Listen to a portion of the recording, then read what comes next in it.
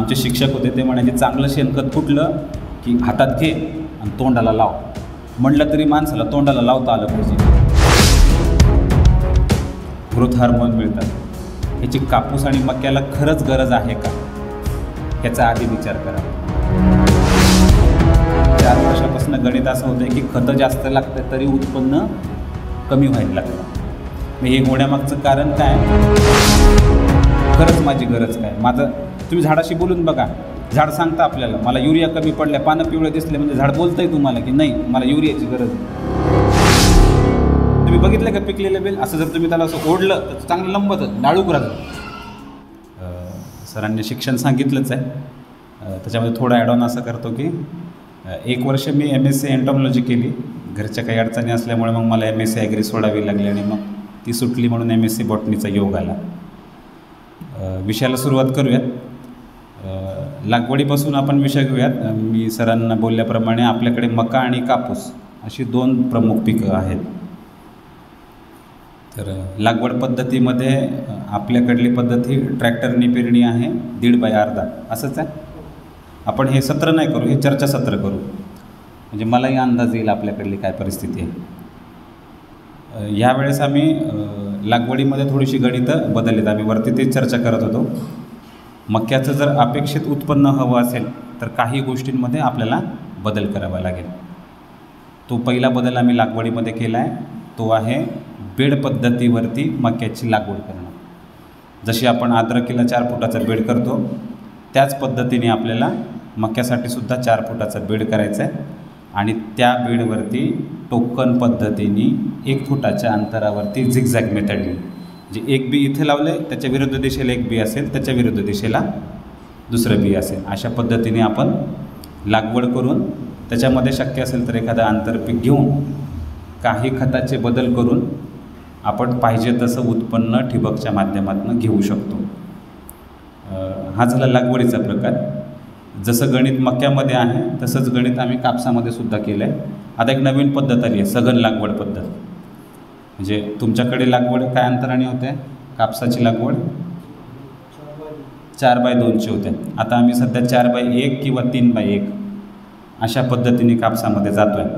पण 4 बाय 1 किंवा 3 बाय 1 लावताना आम्ही अशा व्हरायट्या निवडतो आहे ज्यांची उंची मुळात कमी आहे. 2-3 त्याच्यामध्ये बदल आम्मी केलेत. ते बदल केलेत. एकतर 30-35व्या दिवशी गळफांदी ठेवायची नाही. सघन लागवड आहे त्याच्यामुळे दाट होतो. ते दाट झालं की खालच्या फांद्यांना तुमचं ऊन मिळत नाही, त्याच्यामुळे सुरुवातीच्याच टप्प्यामध्ये गळफांदी काढून टाकायची. 4.5 फुटावरती कापूस आला की शेंडा खोडायचा. ह्या 2 पद्धती जरी अवलंबल्या आपण तरी 10 ते 15% उत्पन्न आपल्याला कपाशीमध्ये सहज शिल्लक मिळू शकतं. म्हणजे तर्क असा आहे की गळफांदी ही जवळपास कापसाच्या खोडाच्या जाडी इतकी असते. गळफांदी लक्षात येते मी काय म्हणतो? आली लक्षात? म्हणजे गळफांदी जिला म्हणतात जिच्यामुळं तुम्हाला कापसामध्ये फिरता येत नाही.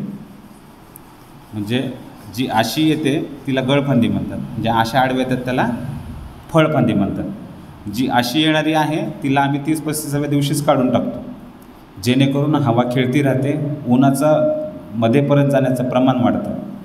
आणि आत्तापर्यंतचे आमचे अनुभव आणि आमचा अभ्यास असं सांगतो की गळफांदीवरले फळं कधी मिळतच नाही, कारण की खाली ऊन राहत नाही, हवा चांगली खेळत नाही, त्याच्यामुळे बोंडांची सड तिथे व्हायला चालू होते आणि ते बोंड कधी मिळतच नाही. म्हणजे तुम्ही शेतकरी असाल तर अगदी घरच्यांना विचारा, कापूस वेचताना किती खाली वाकावं लागतं.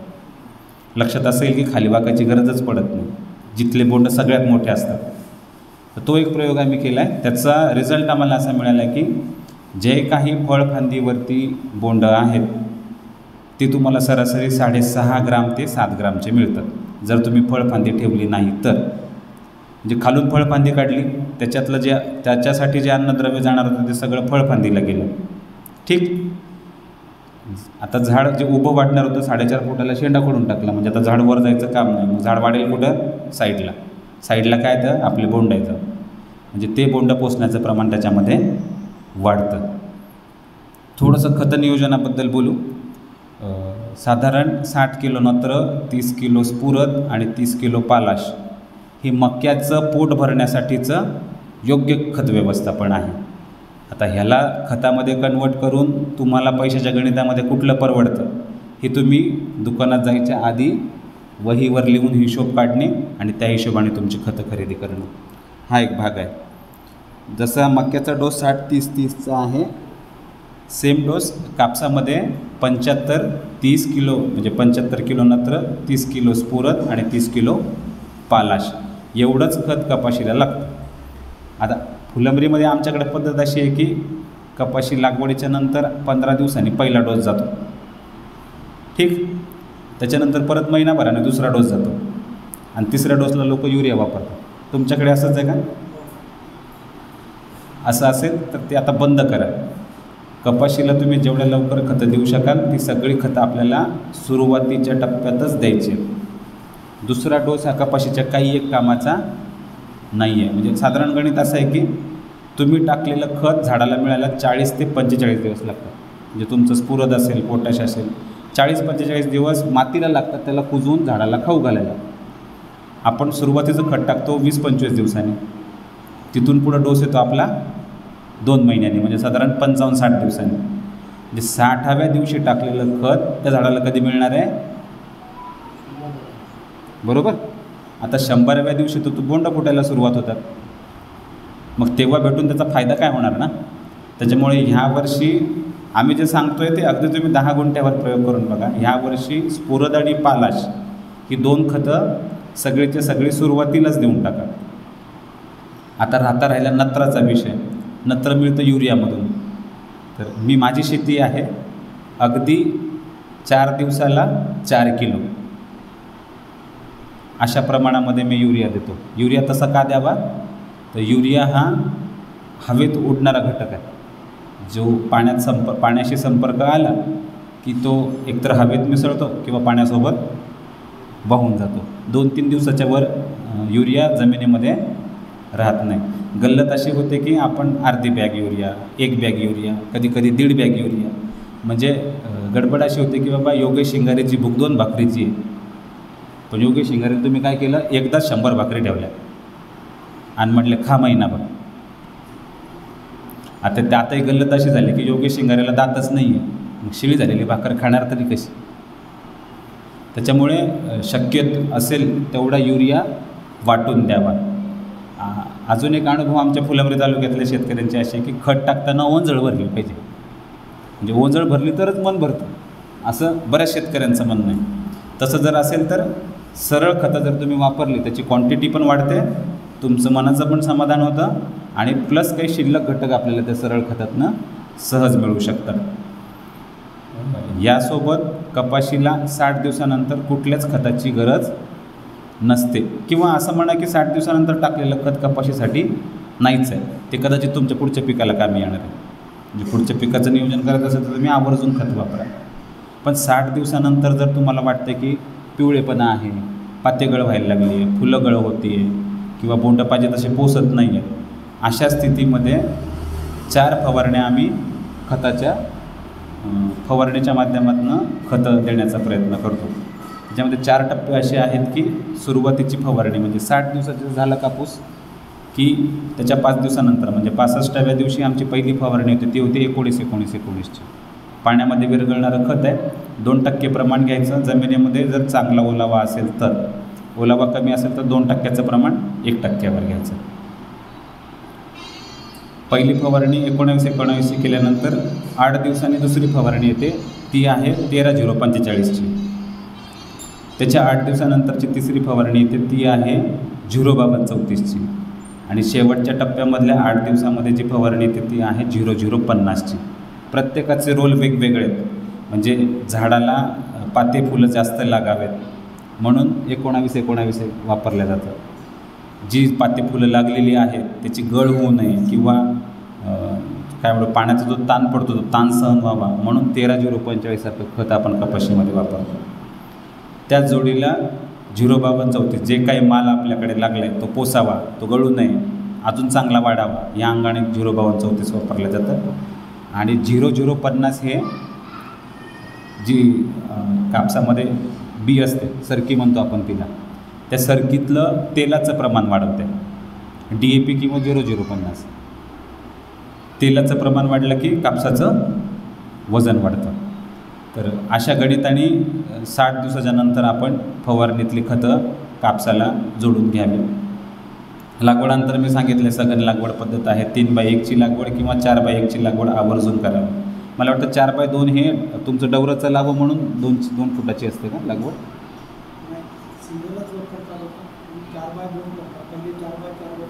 अच्छा अच्छा. तर हा झाला कापसाचा विषय. मक्यामध्ये गेल्या वर्षी आम्ही काही प्रयोग करून बघितले होते. आम्ही चर्चा त्याचीच करत होतो. तो काय प्रयोग केला ते तुम्हाला मी सांगतो आणि मग आपण थोडंसं प्रश्न उत्तराच्या माध्यमातून डिस्कशन करूया. मक्यामध्ये आम्ही साधारण मेच्या शेवटच्या आठवड्यामध्ये मक्याची लागवड केलेली होती. लागवड करत असताना साधारण अद्रकीसारखे 4 फुटाचे बेड आम्ही मक्यामध्ये केले होते आणि 2 लाईन्स असं समजू शकू आपण झिगझॅग मेथडने आम्ही मक्याची लागवड केली आणि त्या बेडच्या पोटाला गोबी लावली होती. 2 महिन्याचं पीक आहे. 2 महिन्यामध्ये गोबी मोकळी झाली. जेव्हा मक्का निघाला तेव्हाचे अनुभव असे राहिले की साधारण 47 क्विंटल 66 किलो मका आम्हाला पावसाळी झाला.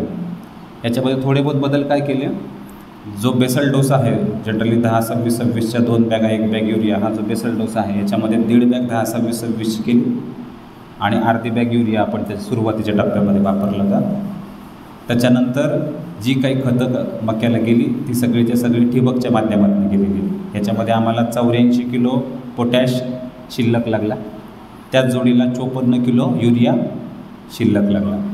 लागवडीच्या वेळेस जे 10-26-26 टाकलं त्याच्यामध्ये बोरॉन, झिंक आणि फेरस सल्फेट, तिकडल्या भागातली डिफिशियन्सी कदाचित तुमच्या सॉईल रिपोर्टमध्ये तुम्हाला कळेल काय डिफिशियंट आहे. तिकडल्या आलेल्या घटकामध्ये जी डिफिशियन्सी निघाली त्या हिशोबाने एकरी 6 किलो बोरॉन, 2 किलो झिंक आणि 2 किलो फेरस सल्फेट त्याची पूर्तता पूर्ण करण्यासाठी. झिंक सल्फेटमुळे आम्हाला अनुभव असा आला की सुरुवातीचा दाना जो आहे मक्याचा त्याचा जो आकार आहे तोच आकार शेवटपर्यंत मेंटेन झालेला आहे. थोडंसं झिरो टिलेज आणि आपलं कमर्शियल फार्मिंग एकत्र करण्याचा प्रयत्न केला आहे. मका कट केल्यानंतर आम्ही रान तयार केलेलं नाही आहे. मका कट केल्यानंतर आम्ही त्याच्यामध्ये सूर्यफूल टाकला. म्हणजे मका कट करून घेतला 2-10 कटाच्या मध्ये मक्याच्या आम्ही सूर्यफूल टाकला. परत बेडच्या पोटाला आम्ही वाटाणा लावला. हे सगळं का मेच्या शेवटच्या आठवड्यात. तर जी आंतरपिकामधली गोबी आहे किंवा आंतरपिकामधला वाटाणा आहे हा वाटाणा मार्केटला 2-4 दिवस आधी जावं, म्हणजे मिळणारे जे पैसे आहेत ते थोडेसे शेतकऱ्याला शिल्लक मिळावे ह्या दृष्टिकोनातून आम्ही मेच्या शेवटच्या आठवड्यामध्ये लागवड केली. हिवाळी मका ह्याच पद्धतीने केलेली आहे. काही मायक्रोन्यूट्रंट त्याच्यासोबत आम्ही दिलेत. ग्रेड 2चं मायक्रोन्यूट्रंट आहे, फवारणीचं, अशा प्रकारचे काही मायक्रोन्यूट्रंट दिले. साधारण 65 क्विंटल मका आम्हाला हिवाळी झालेला आहे. व्हरायट्या आपल्याकडल्याच कॉमन आहेत, म्हणजे व्हरायट्या काय अशा वेगळ्या नाही आहेत. पण त्यातल्या त्यात हायटेक सोना नावाची व्हरायटी आहे. तिचे रिझल्ट आम्हाला अजून चांगले मिळाले. म्हणजे पावसाळ्यामध्ये जास्त हे होतं, पावसाचे दिवस जास्त होते, वापसा लवकर मिळत नव्हता. त्याच्यामुळे हायटेक सोनाची जी हायटेक सीड्सची जी सोना व्हरायटी आहे तिचे रिझल्ट्स आम्हाला फार सुंदर मिळाले. बेडचा एक अनुभव असा पण आला की जेव्हा जास्त पाणी होतं, म्हणजे बेडमध्ये तुम्ही जे वखर चालवणार आहात मध्ये, ते वखर आम्ही मध्ये मध्ये उचलून चालवलं होतं. म्हणजे पाऊस जर कमी पडतो आहे तर तो तिथंच मुरेल. गल्लत अशी झाली गेल्या वर्षीचा अनुभव की पाऊस जास्त होता पण वखरामुळे जी सरी निघाली होती, वखरच म्हणतात ना तुम्ही, वखरामुळे जी सरी निघाली होती त्याच्यामध्ये पाणी पटकन बाहेर पडलं म्हणून पटकन वापसा मिळाला. म्हणजे जे गणित मी 47 क्विंटल 66 किलोचं सांगतो आहे त्याच्या बाजूच्या प्लॉटचं उत्पन्न 14 क्विंटल आहे, जास्त पावसामुळे झालेल्या नुकसानाने. तर अशी एक लागवड पद्धत आम्ही नव्याने इन्व्हेंट करतो आहे, ज्याची किमान अपेक्षा अशी आहे की शेतकऱ्याच्या हातामध्ये काही जरी झालं तरी सगळा खर्च वजा जाता लाखभर रुपये हातामध्ये पडावे. सूर्यफुलानंतर मात्र मग आम्ही उन्हाळी पीक म्हणून बाजरीचं पीक निवडले. तुम्ही तुमच्या पद्धतीने तुमचं पीक आणि तुमच्या पाण्याची जी काही कंडिशन आहे त्या हिशोबाने तुम्ही तुमचं पीक निवडू शकता. काही गोष्टी मला तुम्हाला आवर्जून सांगायच्या आहेत. पहिली गोष्ट म्हणजे बाजारामध्ये जे ग्रोथ रेग्युलेटर मिळतात, ग्रोथ हार्मोन मिळतात, ह्याची कापूस आणि मक्याला खरंच गरज आहे का, ह्याचा आधी विचार करावा. म्हणजे मी ग्रामीण भाग फिरतो, लक्षात असं येतं आहे की मारवाडी माणूस असतो, रुपया पण नाही सोडणार. म्हणजे 101 रुपये बिल झालं तुमचं तर तो काय म्हणणार, ठीक आहे 1 रुपया नंतर. आपल्याकडे अजून ती पद्धत शेतकऱ्यांमध्ये लागू नाही आहे. म्हणजे वानोळ्याच्या नावाखाली पोतभर कांदे द्यायला शेतकरी मागे पुढे बघत नाही. पण आता गल्लत अशी झाली की सगळेच रेट वाढले, म्हणजे खतांचे रेट वाढले आहेत, कीटकनाशकांचे भाव वाढले आहेत. त्याच्यामुळे खर्च किती करायचा आहे आणि करायचा की नाही आणि का करावा, ह्या सगळ्या विषयाचा विचार करून ह्या सगळ्या विषयामध्ये जावं. म्हणजे ग्रोथ रेग्युलेटर किंवा एखादं टॉनिक हे वापरण्यापेक्षा पाण्यात विरघळणारी खतं आपल्याला त्याचा इतकाच किंवा त्याच्यापेक्षा चांगला रिझल्ट देऊ शकतात, जे 100 रुपयामध्ये मिळतात. तेच टॉनिक आपल्याला 500 रुपयाला घ्यावं लागतं. असे खर्च कुठेतरी कमी करता येतील का, ह्या अंगाने सगळ्या विषयाचा विचार करावा. दुसरी सगळ्यात महत्त्वाची गोष्ट, आम्ही आमच्या सगळ्या प्रयोगांमध्ये किंवा तुम्ही जे काही शेती करताय त्या सगळ्या शेतीमध्ये जैविक खतांचा आवर्जून वापर करा. म्हणजे आम्ही आमच्या भाषेमध्ये त्याला बायो फर्टिलायझर म्हणतो. ते अंगवळणी पडलेत लोकांच्या, ते ॲझोटोबॅक्टर, PSB, रायझोबियम. म्हणजे NARPला आपल्याला ते सहज मिळतं, 40-50 रुपये लिटर काहीतरी असतं. किमान 1 लिटर जीवामृत तयार करून त्याच्यामध्ये ते 1 दिवस ठेवून आपल्या शेतामध्ये जावं हे अपेक्षित आहेच. म्हणजे साधारण 8 वर्षाचा जर तुम्ही अनुभव घेतला तर गेल्या 4 वर्षापासून गणित असं होतं की खतं जास्त लागतं तरी उत्पन्न कमी व्हायला लागलं. मग हे होण्यामागचं कारण काय, तर मेजरली जी जीवाणू खतं कुजवून झाडाला मिळवून देतात ते आपल्या जमिनीमध्ये राहिलेलेच नाही आहेत. त्याच्यामुळे मॅक्झिमम तो वापर आपल्याला आपल्या शेतीमध्ये वाढवणं फार गरजेचं आहे. जे शेणखत तुम्ही शेतामध्ये टाकताय ते अगदी कुजलेलंच पाहिजे. त्याच्यामुळे शेणखत कुजवण्याच्या पद्धती शेतकऱ्यांनी बदलणं फार गरजेचं आहे. आताकडली आपली पद्धत अशी आहे की वरचा एक अर्धा-पाऊण फुटाचा थर वाळलेला असतो, 1-1.5 फूट कुजलेलं असतं आणि त्याच्या खाली 1-1.5 फूट सडलेलं असतं. म्हणजे आमचे शिक्षक होते ते म्हणायचे, चांगलं शेणखत कुठलं की हातात घे आणि तोंडाला लाव. म्हणलं तरी माणसाला तोंडाला लावता आलं पाहिजे, ते म्हणजे चांगलं कुजलेलं शेणखत. आपल्याकडे ती आता परिस्थिती राहिलेली नाही आहे. सडलेलं शेणखत शेतात टाकणं म्हणजे नको असलेले बुरशी, नको असलेले बॅक्टेरिया आपण परत उकिरड्यातून उचलतो आणि ये रे बाबा माझ्याकडं म्हटल्यासारखं काम सध्या व्हायला लागलं. ती एक काळजी आपण आवर्जून घ्यावी. बाजारामध्ये फार चांगले डिकम्पोजर आहेत, जे गाझियाबादचं एक डिकम्पोजर मिळतं, त्याचा वापर करून आपण आपलं शेणखत चांगलं कुजवू शकू का, अशा अंगानेसुद्धा विचार करावा. हा सुद्धा एक सगळ्यात महत्त्वाचा भाग आहे. चौथी आमच्याकडली मूळ अडचण जी आहे ती आहे काय म्हणतात त्याला, मूळकूज.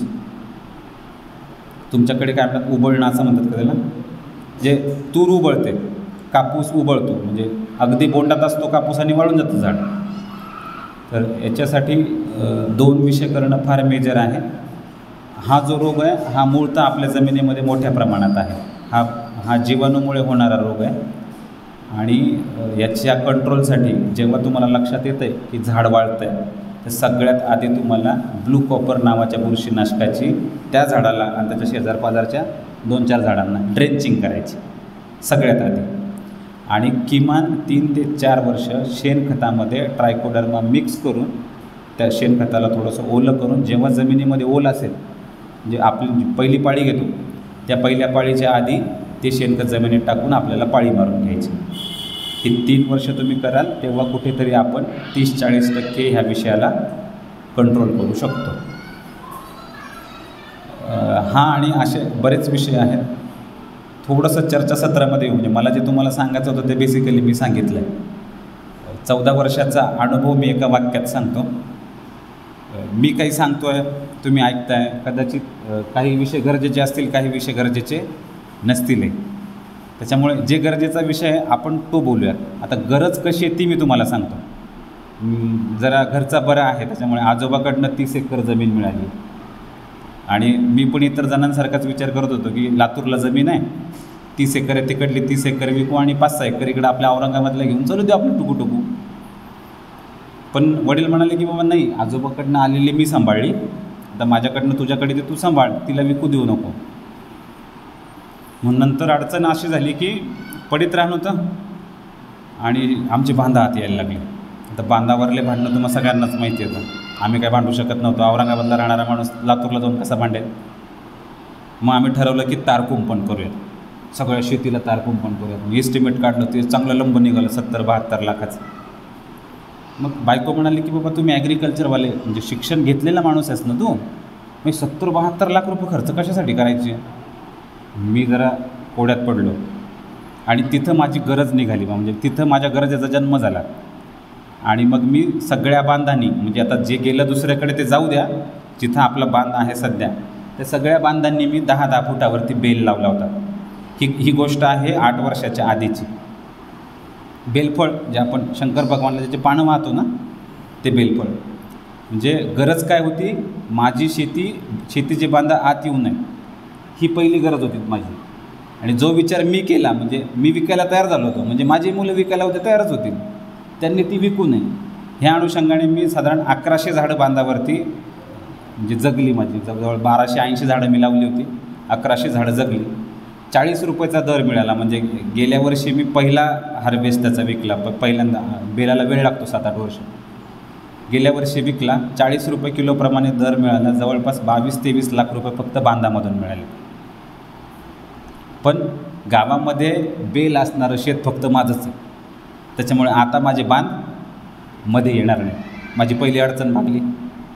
दुसरी अडचण काय भागली, आता 20-22 लाख रुपये वर्षाला येतात काहीच न करता, पोरं विकतील का. दुसरी अडचण भागली. आता हे सगळं करत असताना माझ्या दुसऱ्या अडचणी होत्या. अडचणी काय, तर आम्ही शेत जाऊन राखू शकत नव्हतो. म्हणजे औरंगाबादून जाऊन आता आंबे लागले, तिथं राखावं लागतं, ते काय आमच्याने होणार नव्हतं. मग मी 2-4 जणांना विचारलं, बाबा मी जर तुझ्या हातापाया पडलो तर तू 4-5 पोते बेल घेऊन जाशील का. तो म्हटलं नाही. नेलं तर नेलं, एखादं नेलं. म्हणजे चोरी करण्यासारखं ते फळ नाही. पहिली गोष्ट, आमच्याकडे वानरांचा भरपूर, माकडांचा त्रास आहे. म्हणजे आमच्याकडे वानर असं म्हणतात त्याला, त्याचा त्रास भरपूर आहे. म्हणजे आंब्याचं नुकसान, फळांचं भरपूर नुकसान होतं. मग मी 2-4 फळं बेलाची त्याला खाऊ घातली. म्हटलं खाते का बघू आधी. म्हणजे ती एक अडचण होती माझी. पण एकदा खाल्लेलं, एकदा ज्या माकडांनी बेलफळ खाल्लं तर परत बेलफळ खायला जात नाही. कारण की पिकलेल्या बेलाचे तारा तुटतात. अशा तुम्ही बघितलं का पिकलेलं बेल, असं जर तुम्ही त्याला असं ओढलं तर चांगलं लंबतं, डाळूक राहतं. माझी ती अडचण भागली. आता हे सगळं करत असताना मी अगदी MP च्या KVK गेलो. तिथे कळालं की त्यांच्याकडे रोपं मिळतात, त्याचं उत्पन्न 7व्याच वर्षी मिळतं, फळ मोठं मिळतं. पण हा सगळा प्रयोग मी अगदी माझ्या गावामध्ये 30-40 वर्ष जुनं झाड होतं बेलाचं, ते बेलाच्या बिया घेऊन घरच्या घरी रोपं तयार करून ती झाडं आम्ही टँकरनी जगवली अगदी. कारण की बरंचसं क्षेत्र माझं कोरडवाहू आहे. आणि मग तिथून पुढे मग हळूहळू एक एक टप्पा आता 2 एकर प्रतिष्ठान नावाची चिंच आहे तिची लागवड केली आहे. 2 एकर आंबा लागवड केली आहे. आणि आता ह्या वर्षी मी साधारण एक 5 एकराची लागवड खारकाची करणार आहे. म्हणजे बघा, म्हणजे माझी परिस्थितीच्या हिशोबाने मी माझा अभ्यास केला आणि मी माझा विषय पूर्ण केला. त्याच्यामुळे सगळ्यात महत्त्वाची गोष्ट आहे की माझी गरज काय. पहिली गोष्ट, खरंच माझी गरज काय. माझं तुम्ही झाडाशी बोलून बघा, झाड सांगतं आपल्याला मला युरिया कमी पडल्या, पानं पिवळे दिसले म्हणजे झाड बोलतं आहे तुम्हाला की नाही मला युरियाची गरज आहे. अशा अंगाने तुम्हाला तुमच्या शेतीमध्ये खरंच कुठल्या विषयाची गरज आहे. आपल्याकडे खारीक होते हे मला यूट्यूबवरनं कळलं. मी काय सांगतो आहे त्या लक्षामध्ये, माझी जमीन हलकी आहे, 2-2.5 फुटावरती माझ्याकडे मुरुम लागतो. त्याच्यामुळे आंबा काय चांगला आला नाही. त्याच्यामुळे मग मी खारकाचा ऑप्शन निवडला. 200 किलोपर्यंत एक घड तयार होतो, 20 रुपयाचा भाव मिळतो, 4000 रुपये एक झाड विनाकारण देऊन जातं. बरं, हे सगळं निवडत असताना परत विषय तोच, कोणी चोरून नाही नेणार, त्याला कुठल्या फवारणीची गरज राहणार नाही आहे. त्याला जर तुम्ही रासायनिक खतं दिले तर झाड उत्पन्न कमी देतं. आणि खारकासारखं पीक असं आहे की ह्याला जर तुम्ही पाणी दिलं तर उत्पन्न घटतं. त्याला जेवढा तुम्ही काय म्हणाल ताणावर ठेवाल तेवढं त्याचं उत्पन्न वाढतं. सांगण्यामागचं धोरण हेच की आपला आधी अभ्यास करा, आपला पोटेन्शियल काढा, आपल्या गरजा काढा.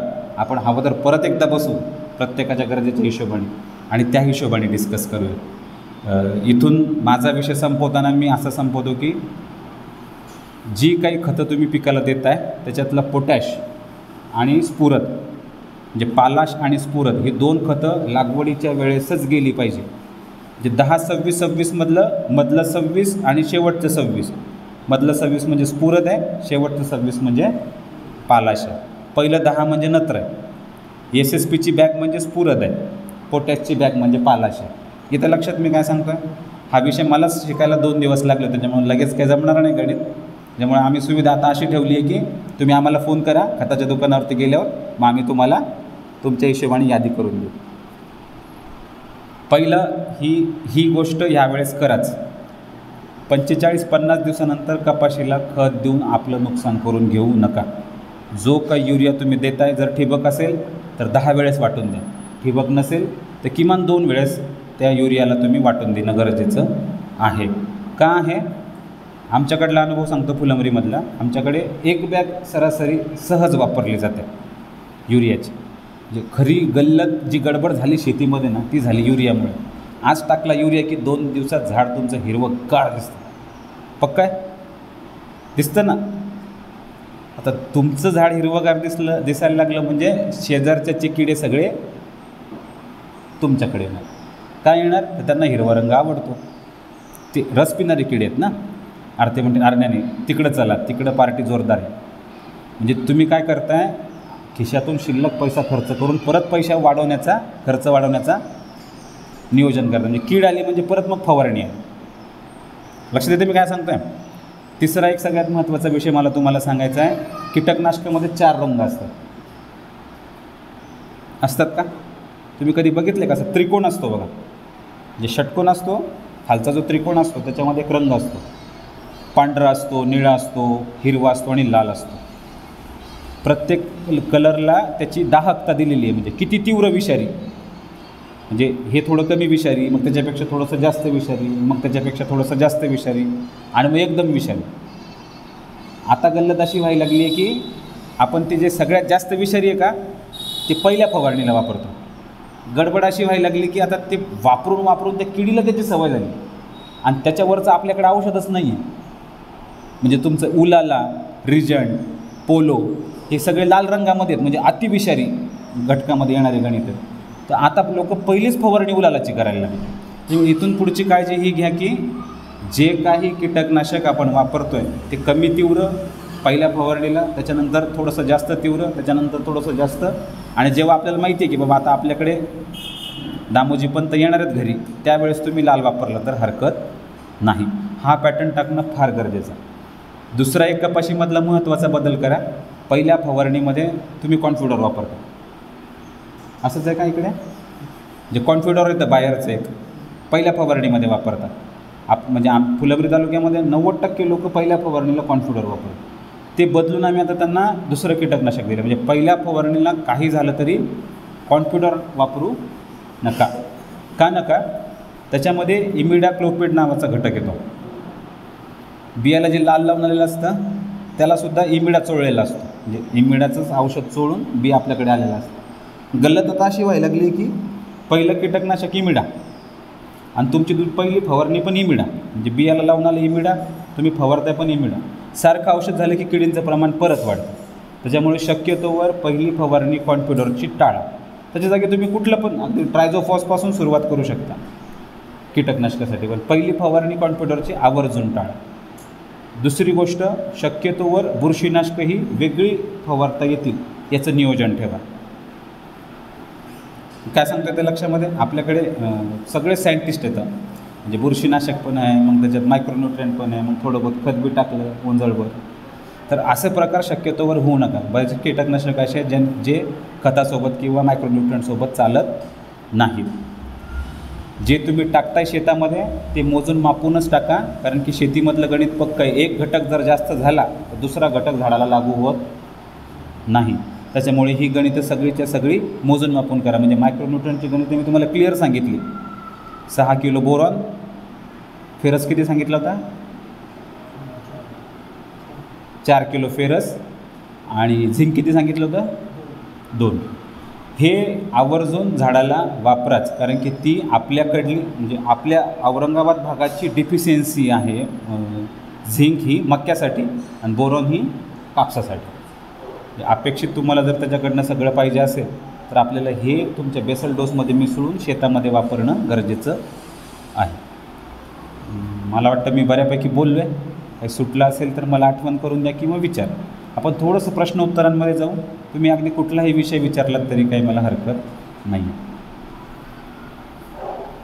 एक पॉईंट घेतो आणि थांबतो मी.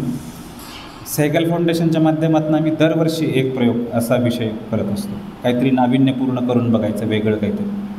कधी कधी चांगलं पण होतं, कधी कधी वाईट पण होतं. गल्लत अशी आहे की आत्तापर्यंत वाईटचा अनुभव आला नाही, कारण की तुमची परिस्थितीच खराब आहे. म्हणजे अंगावरलं शर्ट इतकं फाटलं आहे की आमच्यानं थोडं फाटलं तर ते दिसतच नाही आमच्यानं फाटलं आहे म्हणून. अशा गणितामधला विषय आहे. जसं मी तुम्हाला मक्याचा विषय सांगितलं तसं ह्या वर्षी आम्ही कांद्यामधला प्रयोग केला.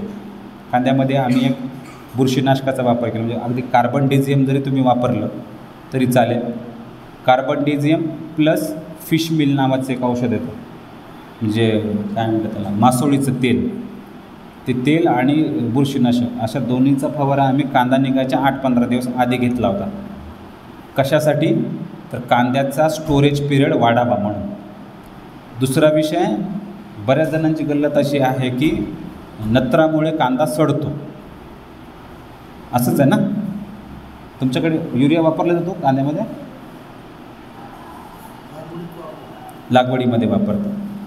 पैठण तालुक्यामध्ये तो वापर नव्हता, म्हणजे मिश्र खतं वापरायचे पण मग युरिया वापरायचा नाही.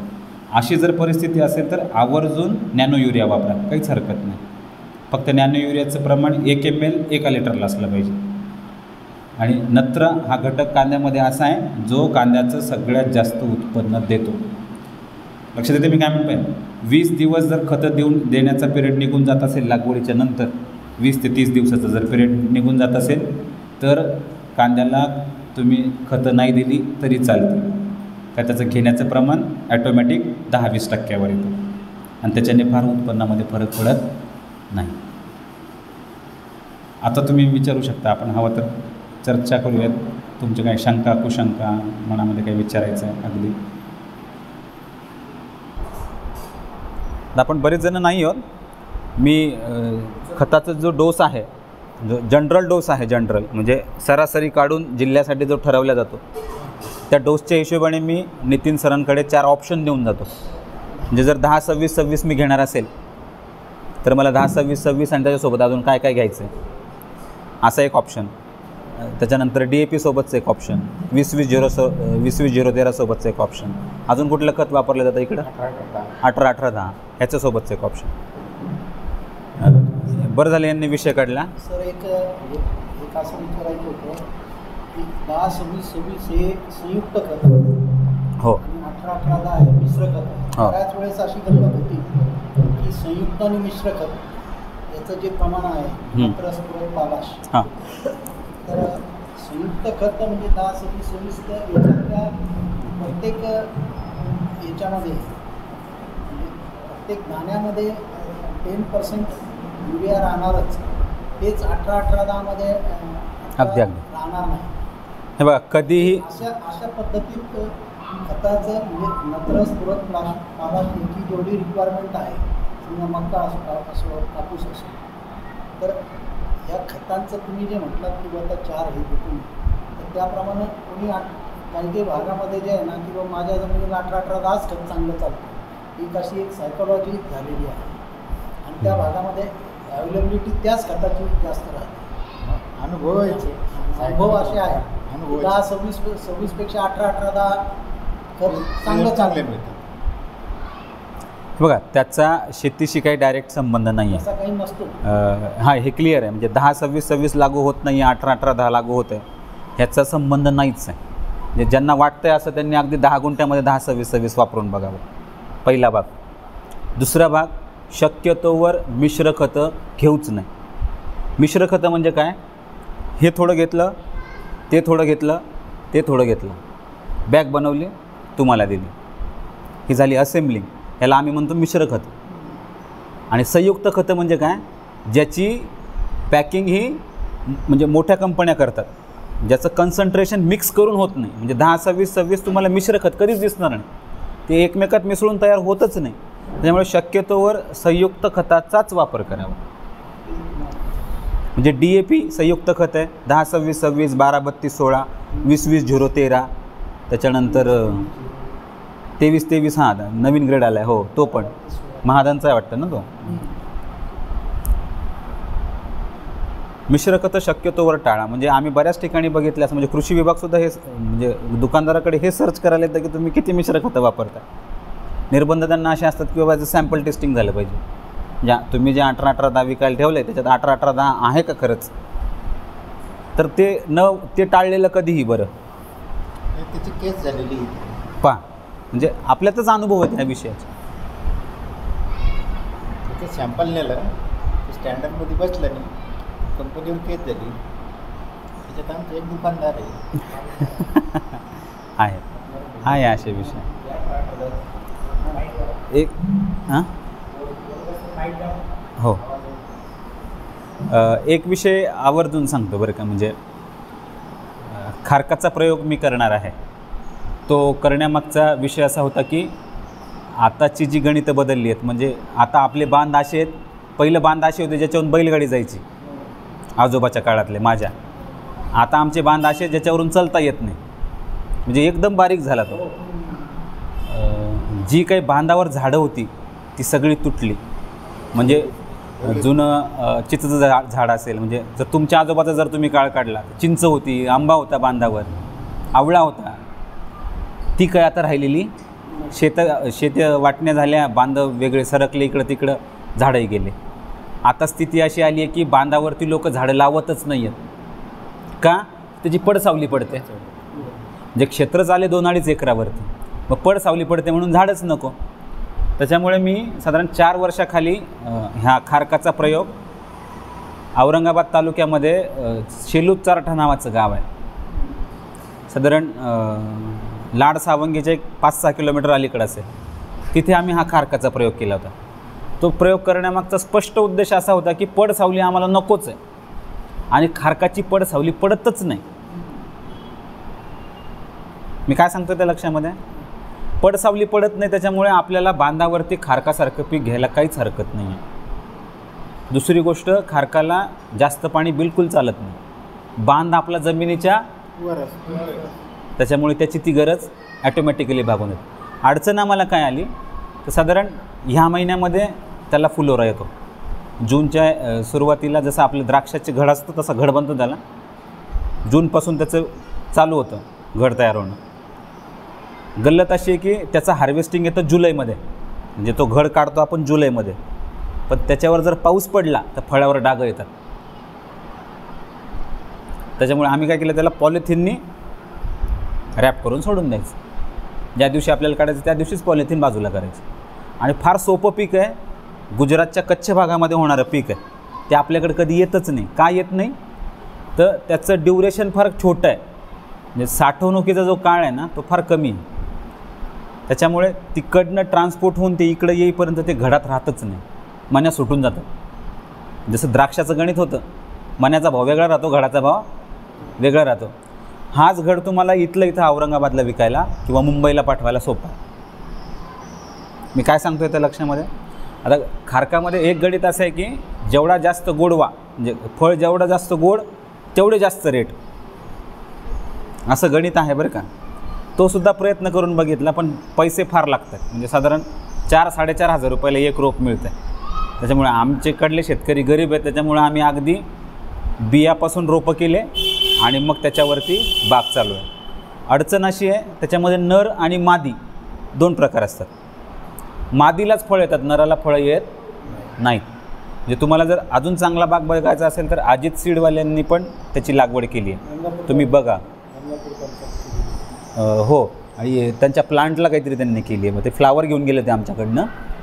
तर एक फुल हां, परतूरला सुद्धा लागवड आहे. परतूरला ते अजितवाले आमच्याकडनं 2 फ्लावर घेऊन गेले होते. एक फ्लावर आम्ही त्यांना 35,000ला विकला, एक फुल नराच.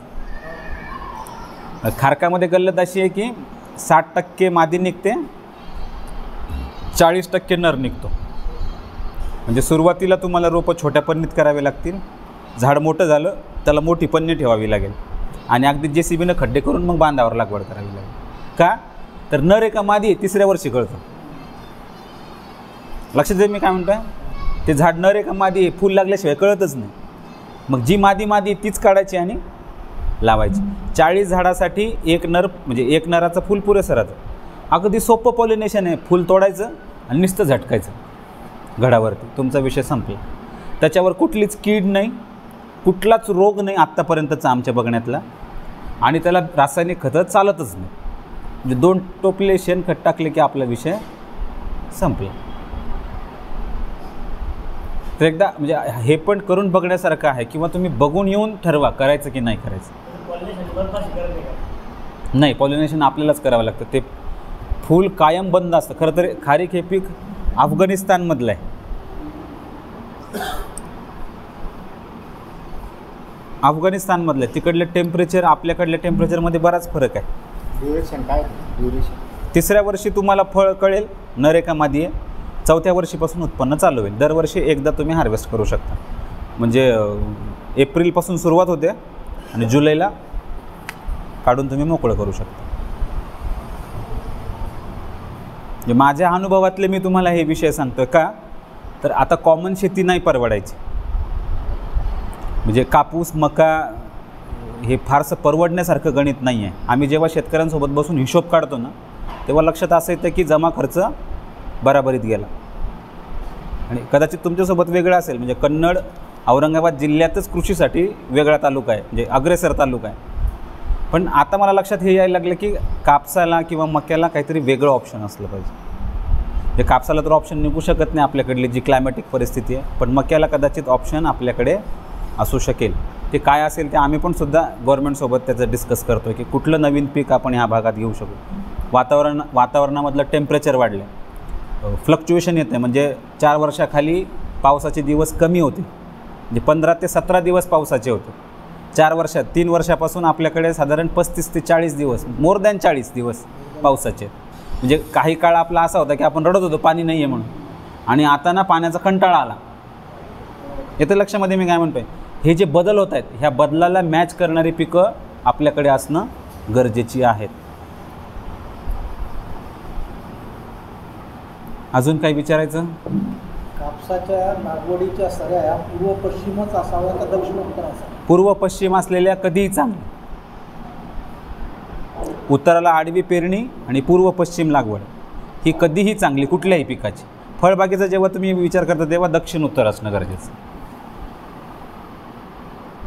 म्हणजे पूर्व पश्चिम सगळ्यात जास्त सनलाईट हार्वेस्ट होतं, आणि वाऱ्याची दिशा त्या पिरियडची म्हणजे रब्बीच्या सीझनमधली पूर्व पश्चिमची असते.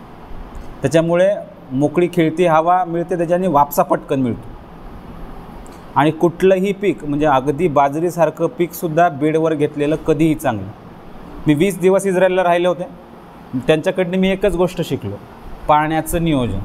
तुम्ही पिकाला फक्त वापसा द्या, त्याला पाणी लागतच नाही. आणि तुम्ही एवढं जरी केलं तरी 25% उत्पन्नामध्ये 100% फरक दिसून येतो. वापसा द्या म्हणजे काय, माती हातात घेतली तर ओली लागते, आणि किती जरी दाबली तरी पाणी निघत नाही. अशा स्थितीमध्ये आपल्याला तो विषय ठेवावा लागेल.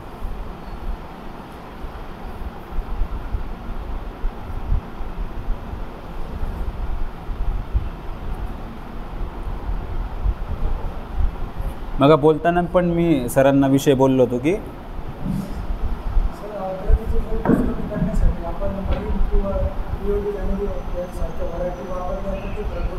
व्हरायट्यामध्ये फार फरक नाही पडणार. पहिली गोष्ट बेनं चांगलं हवं हे मस्ट आहे.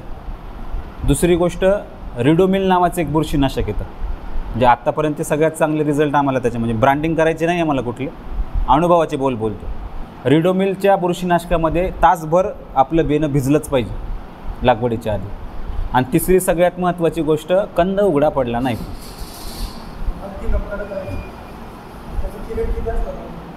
कशाचा? अर्थिंग अप आपल्या रेग्युलर पिरियडप्रमाणे होतं 2 किंवा 3 वेळेस. जेव्हा पाऊस पडतो त्याच्याने जी कंद उघडी पडतात ती झाकल्या गेली पाहिजे. आला लक्षात मी काय म्हणतो?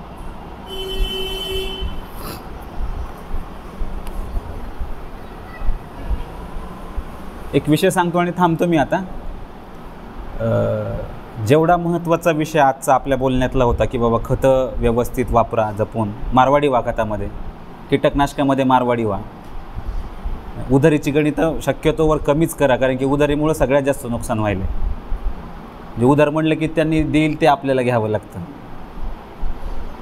चौथा जो विषय महत्त्वाचा आहे शेतीमधला तो असा आहे की जर माझ्याकडे 100 क्विंटल कांदा पिकतो आहे, भाव आपल्या हातात नाही आहेत हे तर पक्का आहे.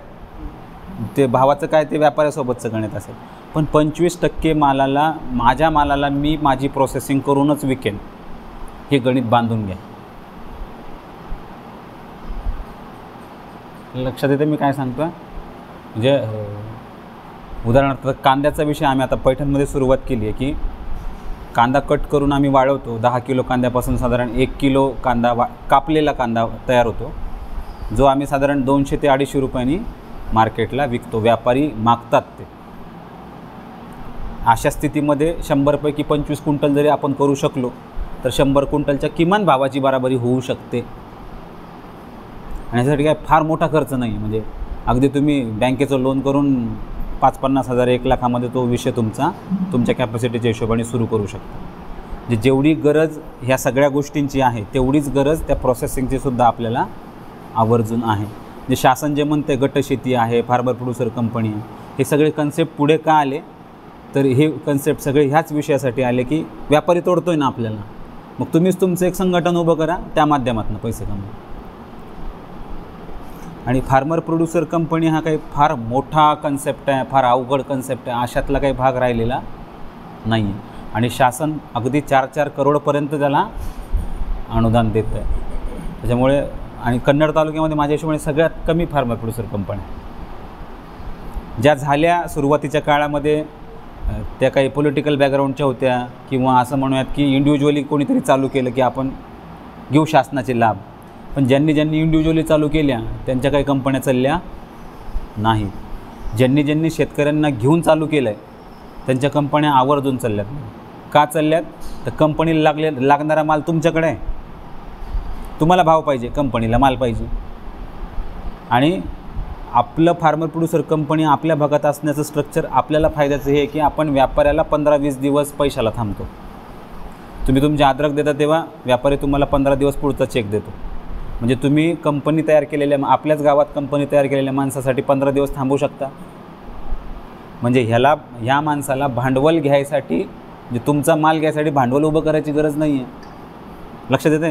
हे तुमचं सगळ्यात मोठं पोटेन्शियल आहे. आणि बाजारामध्ये जो सगळ्यात मोठा विक्रेता आहे त्याला किंमत आहे.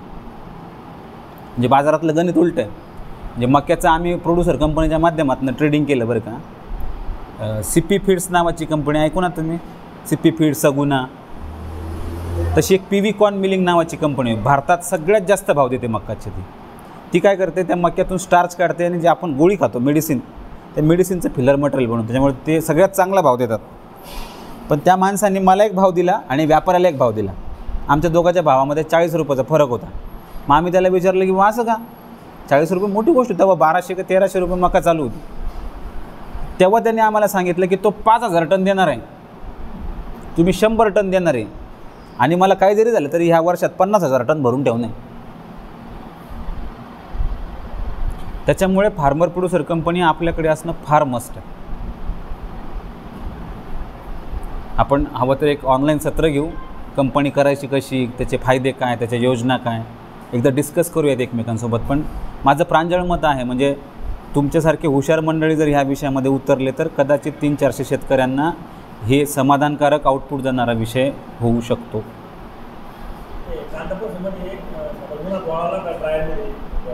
ड्रायरमध्ये सोलारचं ड्रायर दिलं आहे आम्ही लोकांना. नाही, डस्टचा इश्यू येतो. डस्ट आली की मग ते परचेस नाही करत, तेवढीच एक अडचण. म्हणजे ज्यांच्याकडे स्लॅबच्या गच्च्या आहेत त्यांना काही हरकत नाही आहे. लाल पांढरा ज्या कांद्याची पावडर पांढरी होते तिचा भाव 1000 रुपये. 1000 म्हणजे लोवेस्ट ग्रेड तिचा 1000 आहे, हायेस्ट ग्रेड 1400 रुपये. जैन इरिगेशन ऐकून आहात, त्यांच्याकडे त्याचं प्रोसेसिंग प्लांट आहे. पांढरा कांदा जर तुम्ही वाळवला, पांढरा म्हणजे आपण लावतो तो झाला बुरका, पांढरा कांदा जर लावला तर त्याची पावडर पांढरी आहे. असं आहे. पण सध्या मार्केटमध्ये ट्रेंड चालू आहे आणि इथून पुढे असंच असणार आहे बरं का. म्हणजे कांद्यापर्यंतच नाही थांबलो आहे आम्ही, मेथीची गड्डी शेतकरी ढोराला टाकायला लागले की ते तिकडे टाकण्यापेक्षा बाबा आम्हाला दे. कारण की मुंबईच्या मोठ्या मोठ्या सोसायटीमध्ये आता हे ट्रेंड चालू झाला की 1 किलो वाळलेली भाजी द्या मेथीची, 1 किलो पालकाची भाजी द्या. हे का तर घरी आणलं, कोमट पाण्यामध्ये टाकली तिला की 5 मिनटामध्ये ती फ्रेश होते.